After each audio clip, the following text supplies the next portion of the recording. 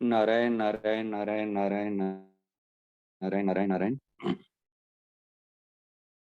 श्रद्धेय स्वामी जी महाराज जी के श्री चरणों में सभी साधक साधिकाओं की तरफ से हार्दिक प्रणाम। सबको सप्रेम हरिस्मरण।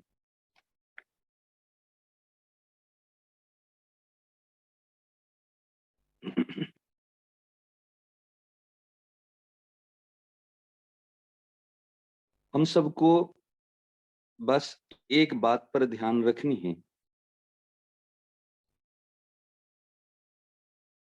जहां रहते हैं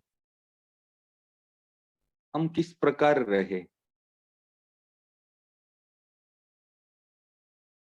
और जो कुछ करते हैं हम किस प्रकार करें।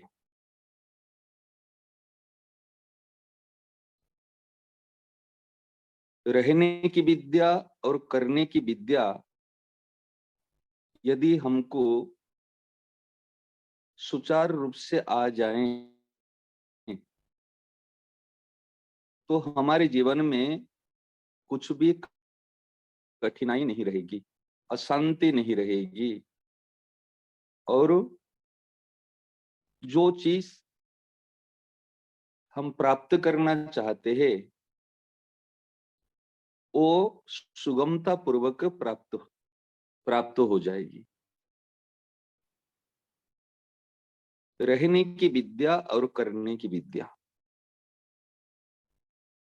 हम संसार में जब हमको भेजा गया, भगवान ने हमको मनुष्य शरीर दिया और हमने भगवान से मनुष्य शरीर लिया। हम कुछ कार्य करने के लिए यहाँ आए हैं और कुछ समय के लिए आए हैं। वास्तव में रहने का स्थान हमारा ये नहीं है। हम तो कुछ समय के लिए हमको यहाँ आए हैं, कुछ कार्य के लिए। जैसे कोई व्यक्ति ऑफिस में जाता है, वो कुछ समय के लिए जाता है, सदा के लिए नहीं है। सदा के लिए तो उनका निवास स्थान है उनका घर। एक है घर, एक है कार्यालय। कार्यालय में कार्य करने के लिए जाता है और घर में आकर विश्राम करता है। तो विश्राम स्थली है घर और श्रम क्षेत्र, श्रम स्थली है अपना कार्यालय। तो ये जो संसार हमको मिला हुआ है, संसार में जब हम आए हैं, ये विश्राम स्थली नहीं है, ये है श्रम स्थली। ये श्रम करने के लिए। और श्रम कैसे करे? यहाँ पर जो परिश्रम करते हैं, परिश्रम कैसे करे ये भी विद्या आनी चाहिए हमको। परिश्रम हम करते हैं यहाँ रहने के लिए, यहाँ सुखी होने के लिए। ये बड़ी भूल होती है। साधक बहुत लंबे समय तक साधन करने के बाद में भी उस शांति को, वो आनंद को और उस सफलता को प्राप्त नहीं कर पाता। कारण क्या है?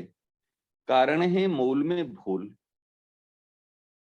उस भूल को यदि वो दूर करे तो कोई कठिनाई नहीं है। केवल दृष्टि देने की बात है, केवल गहराई से समझने की बात है।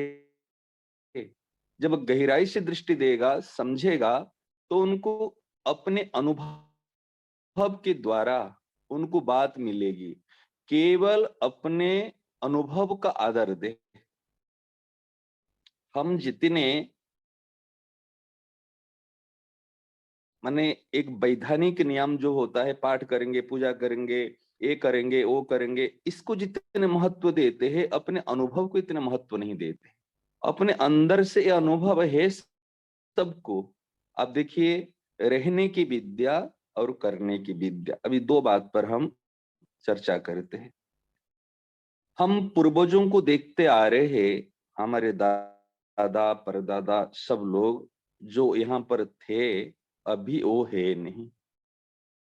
जब वो पहले थे, उनके बनाए हुआ मकान, उनके बनाए किया हुआ व्यापार, उनका घर, उनकी सारी चीज को हम अभी संभाल रहे हैं। जब वो थे ही नहीं, क्या इस शरीर यहाँ रहेगा?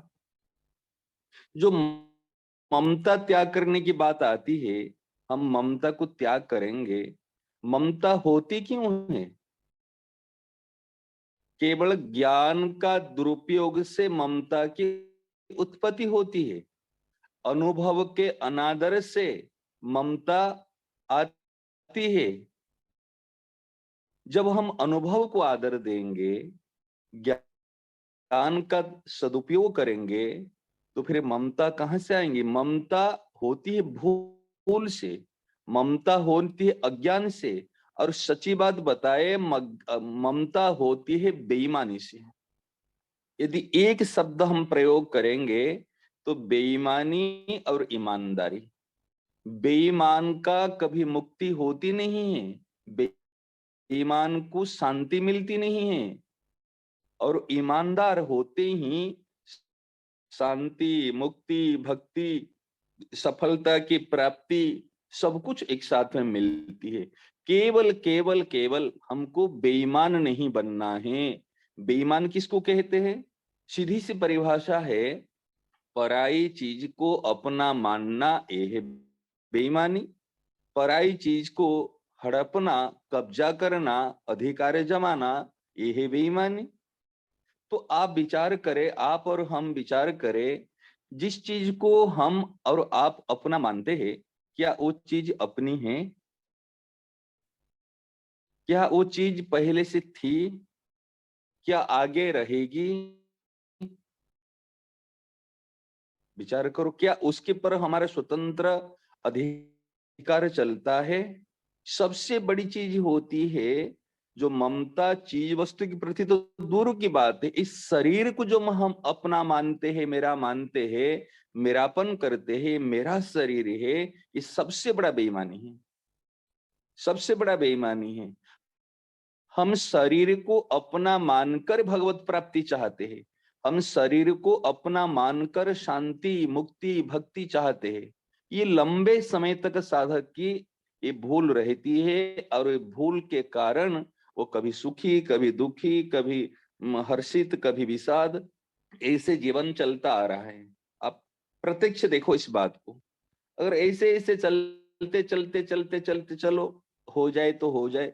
इस बात को ध्यान रखना चाहिए, जो ममता में कर रहा हूं, जो मेरा के ममता अर्थ क्या? मेरापन है। ममता खराब नहीं है, लेकिन ये ममता को हम कहाँ कर रहे हैं? सही स्थान पर नहीं कर रहे हैं, इसीलिए इसको ममता कहा जाए। रामचरितमानस में बात आई है, तुलसी ममता राम सो। ममता है ना, अहंता करो, अहंता भी खराब नहीं है। मैं केवल भगवान का ही हूं, ये क्या है? ये तो अहंता। केवल भगवान ही मेरे अपने हैं, ये तो ममता। तुलसी ममता रामसु। परंतु हमारे क्या होती है, हमारे जो हम करते हैं इसका दुरुपयोग करते हैं। कहाँ करना चाहिए, कहाँ नहीं करना चाहिए, इस चीज को हम समझते नहीं। इसलिए तो सत्संग की आवश्यकता है, इसीलिए संतों की सानिध्य की आवश्यकता है, संतों के उपदेश की आवश्यकता है। संत कौन है? जिन्होंने अनुभव कर चुके हैं, जिन्होंने सत्य को अनुभव कर चुके हैं, ये है संत। सत्य को अनुभव करने वाले, और अनुभव करके अनुभव को आदर देने वाले, और अनुभव के आदर के अनुसार चलने वाले। तीन बात बताए। एक अनुभव करने वाले, अनुभव को आदर देने वाले, और आदर करके उसी अनुभव के आधार पर चलने वाले, वो होते हैं संत। तो वो उनकी बात को जब हम स्वीकार करते हैं, मानते हैं, तब अशांति दुख क्यों है? तो रहने की विद्या और करने की विद्या, रहने की विद्या प्रत्येक सत्संगी भाइयों को हमको होना चाहिए। जैसे घर पे रहते हैं, परिवार में रहते हैं, और ऐसे एक बार देखे अपने आप को, भाई ये मेरे रहने के लिए, सदा रहने के लिए नहीं है। मैं कुछ समय के लिए मुझे यहाँ पर मिला हुआ है, कुछ समय के लिए आया हूँ, कुछ कार्य के लिए मुझे भेजा गया है। जैसे ये बात मन में आएगी, विचार में बात आएगी, तो ममता को छोड़ना नहीं पड़ेगा। फिर मोह उत्पन्न नहीं होगा, आसक्ति उत्पन्न नहीं होगी। मोह हो जाता, मोह क्यों होता है? पराई चीज को हम अपना मानते, पराई व्यक्ति को। ये जो व्यक्ति मिले हैं ये तो अपने थोड़ी है। अगर अपने होते हैं तो फिर और दो चार कहां से ले आओ? ऐसे थोड़ी होते। जो भगवान ने दिए हैं उनको हम अपना मान लेते, अपना और अपने लिए। एक तो अपना है, और अपना क्यों मानते हैं? अपने लिए काम आएगा इसीलिए अपना मानते हैं। जब हम ये अपने लिए काम नहीं आएगा व्यक्ति, तो अपनापन नहीं होता। एक व्यक्ति, बेटा बीमार पड़ता है, 5 साल से बीमार पड़ा है, पता चल गया वो कुछ कमाएगा नहीं, उल्टा खर्चा हो रहा है उनके पीछे, और बहुत परिवार वाले परेशान हो रहे हैं। यहाँ जाओ, वहां दिखाओ, वहां करो, कोई जीने की उनकी कोई उम्मीद नहीं है, खर्चा बहुत हो रहा है। वो जब पता चल जाता है, जब ये अनुभव होता है, वो व्यक्ति अपने लिए कोई काम का नहीं है, वो अपने उपयोग में आने वाला नहीं है, तो मोह नहीं होता।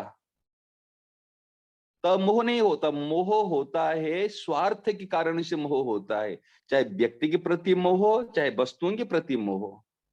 माता बहनों के प्राय करके चीज वस्तुओं के प्रति आसक्ति उत्पन्न होती है, व्यक्तियों के प्रति मोह उत्पन्न होता है। ये मोह होता है भूल से, अज्ञान से, और अज्ञान उत्पन्न होते है स्वार्थ से।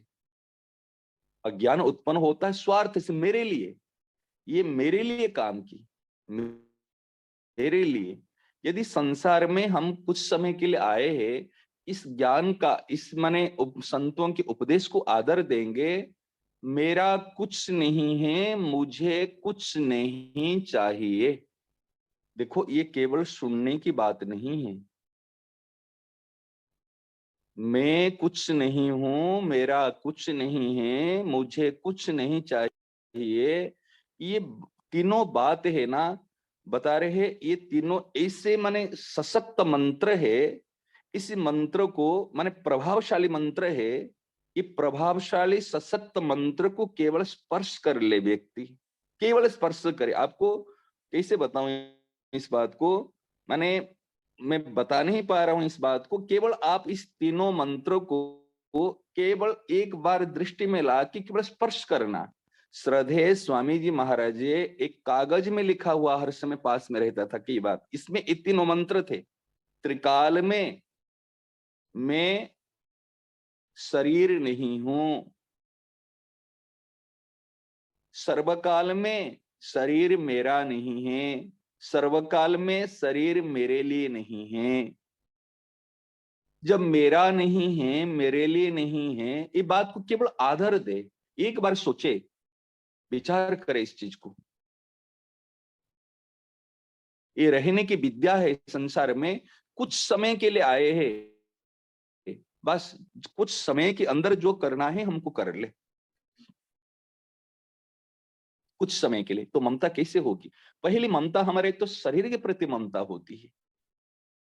ये मेरा शरीर है, मेरा शरीर है। हाँ, शरीर को स्वस्थ रखना, शरीर को समय अनुसार भोजन देना, शरीर को विश्राम देना, ये उचित है। किस लिए उचित है? क्योंकि इससे हमको कुछ काम लेना है, उससे दुनिया की सेवा करनी है, इससे भगवान का भजन करना है। भजन होता है अपनापन से, भजन होता है स्वयं से। परंतु स्वयं से होते हुए भी जब तक इस शरीर नहीं मिलता है, तब तक इस बात को हम समझ नहीं पाते। स्वयं क्या है और इस शरीर क्या है, ये ज्ञान ये मनुष्य शरीर में होता है। इसलिए इस मनुष्य शरीर प्राप्त होने का दो ही फल है। ये बात हमारे केवल इतनी सी बात समझ में आ जाए, सेवा और भजन। सेवा और भजन जहां रहते हैं केवल उनकी सुख के लिए, उनकी प्रसन्नता के लिए ये सेवा करें, उनको सुख मिले। एक चीज तो हर साधक को मानना चाहिए, हर साधक को विश्वास करना चाहिए और चलना चाहिए, मुझे किसी से कुछ भी नहीं चाहिए। अब एक बार करके देखिए, ये बस बात को सुनना नहीं है। आप आज कर कीजिए। आज का दिन मैं अगर पति हूं, मैं सबके लिए उपयोगी हूं, अर्थात पत्नी के लिए हूं। पत्नी है तो मैं पति के लिए हूं, माँ हो तो माँ पिता हो तो मैं बच्चों के लिए हूँ, बच्चों हो तो मैं माँ पिता के लिए, यहीं से शुरू करे। मैं मेरे लिए कुछ नहीं करना है, जो कुछ करना है इनकी प्रसन्नता के लिए। यदि हम मानते हैं मैं प्रभु का हूँ, मैं भगवान का दास हूँ, मैं भगवान की शरणागति स्वीकार किया हूँ, इसलिए भगवान का शरणागत भक्त हूँ, तो मेरा कर्तव्य क्या है? मैं प्रभु के लिए उपयोगी हूँ, उनकी प्रसन्नता के लिए कार्य करूं। जब हम प्रभु का स्वीकार कर लेते हैं तो गलत कार्य जो भगवत विरोधी कार्य वो करने के लिए स्वाभाविक हम माने हमको विवेक बाधा देगी, उस समय हम कर नहीं पाएंगे। आनुकूल्य से संकल्प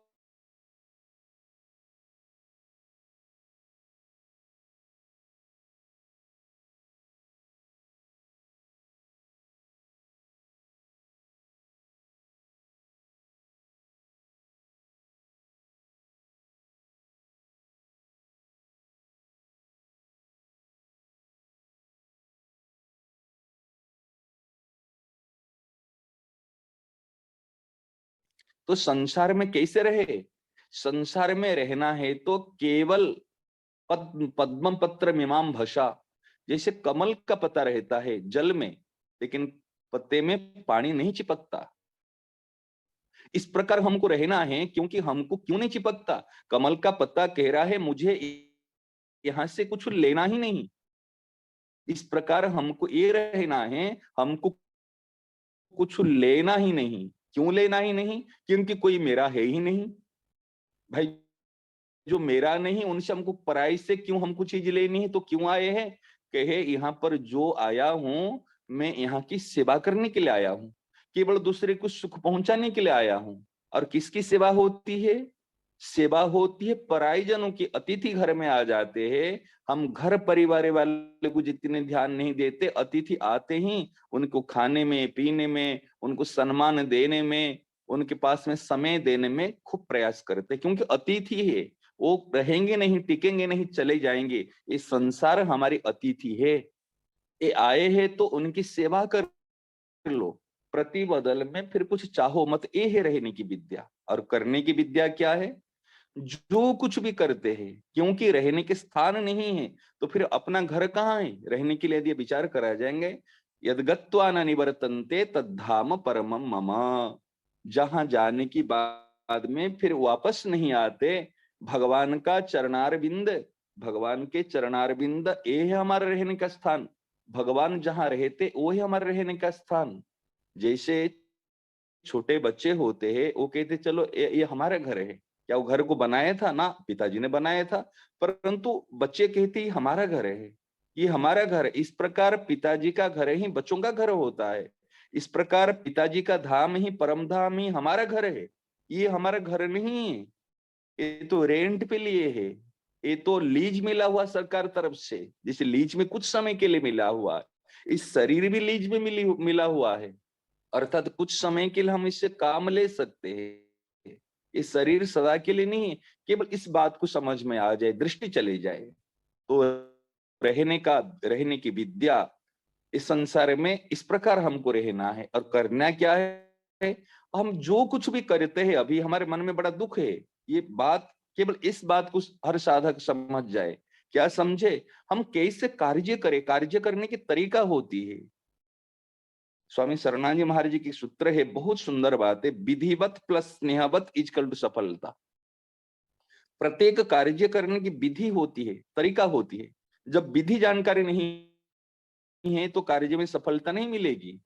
और जब विधि जानकारी है, स्नेह नहीं है, तो भी सफलता नहीं मिलेगी। पूरी विधि जानकारी है, माता बहन रोटी बनाती पूरी विधि से, लेकिन पति को खिलाते समय अगर लेके इसे थाली को धकेल दे, ले खा लो, क्या हो जाएगा? सफलता, प्रेम मिलेगा? नहीं मिलेगा। स्नेह भी चाहिए और विधि भी चाहिए। और किसके पास स्नेह है लेकिन विधि नहीं है, रोटी बनाने नहीं आती, कोई कार्य करने की तरीका नहीं आती, तो कब तक होगा? वो भी नहीं होगा। तो विधिवत प्लस स्नेहवत, ये सफलता। तो यहाँ पर जो रहने की विद्या है और करने की विद्या, करना क्या है? केवल दूसरे के लिए, केवल दूसरे के लिए।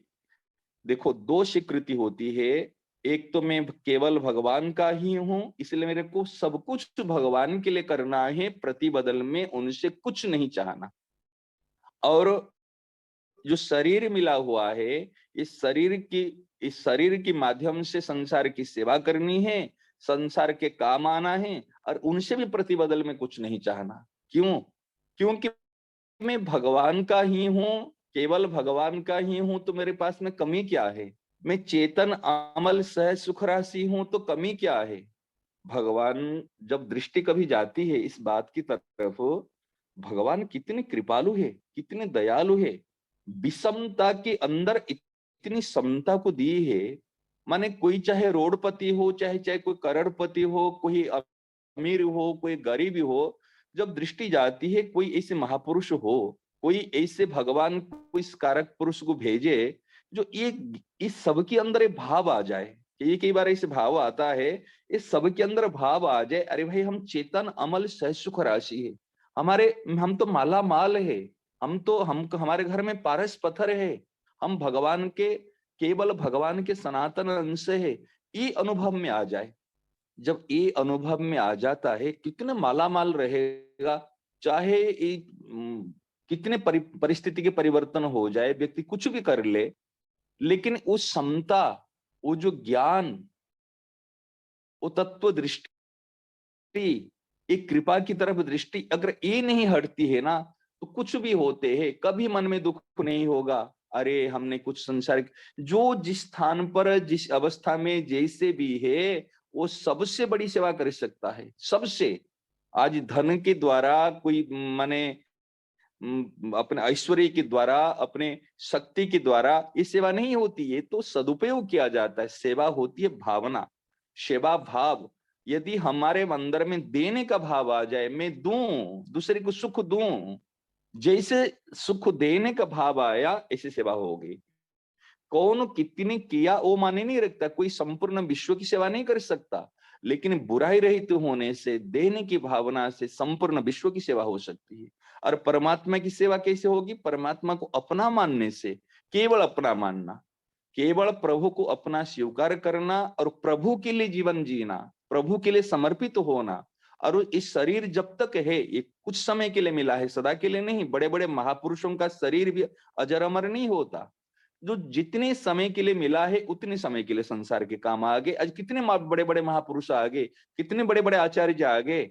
आज स्वामी विवेकानंद जी को देखो, आज हमारे अद्वैत के जो प्रकांड आचार्य श्री शंकराचार्य जी महाराज जी को देखो, खूब कम समय के लिए उनका शरीर था। ज्ञानदेव जी को देखो, 32 वर्ष, बस 30-40 वर्ष के अंदर शरीर गया, इतने के अंदर उन्होंने सेवा कर ली। कौन कितने साल जीता है, वो कोई उम्र नहीं होती है। उम्र तो ये, जितनी उम्र मिली है इतने समय में उस दुनिया के काम आ जाए, सेवा कर ले।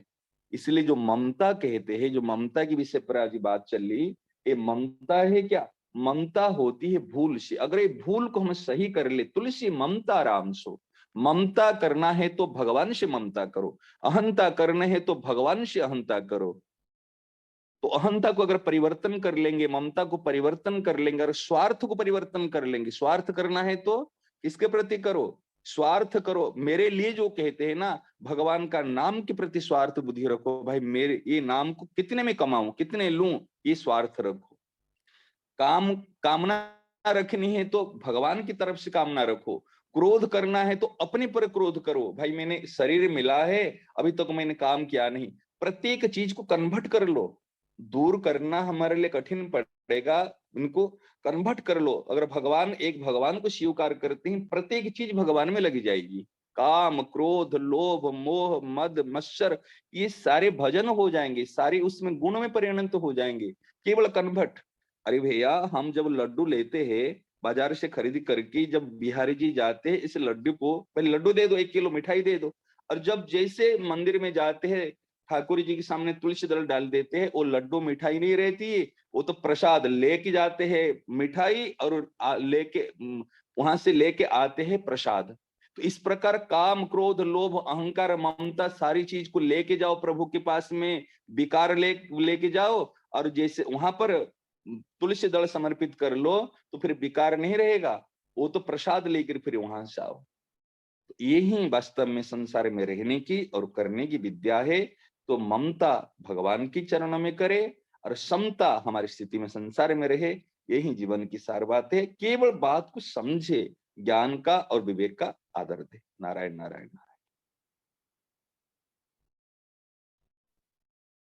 नारायण नारायण। प्रणाम।